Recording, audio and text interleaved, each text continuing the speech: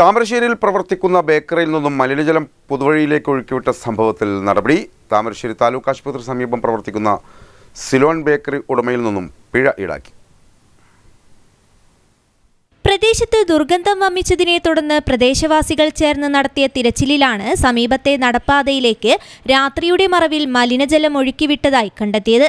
താമരശ്ശേരി താലൂക്ക് ആശുപത്രിക്ക് സമീപം പ്രവർത്തിക്കുന്ന സിലോൺ ബേക്കറിയിലെ മലിനജല ടാങ്കിൽ നിന്നും 2 പൈപ്പ് സെറ്റ് ഉപയോഗിച്ചാണ് മലിനജലം ഒഴുക്കിവിടുന്നതായി കണ്ടെത്തിയത്. സംഭവത്തിനു പിന്നാലെ നാട്ടുകാർ നൽകിയ പരാതിയുടെ അടിസ്ഥാനത്തിലാണ് ബേക്കറി ഉടമയ്ക്കെതിരെ നടപടി സ്വീകരിച്ചത്. താമരശ്ശേരി താലൂക്ക് ആശുപത്രിക്ക് സമീപം പ്രവർത്തിക്കുന്ന സിലോൺ ബേക്കറി ഉടമയിൽ നിന്നും 25,000 രൂപയാണ് പിഴയായി ഈടാക്കിയത്.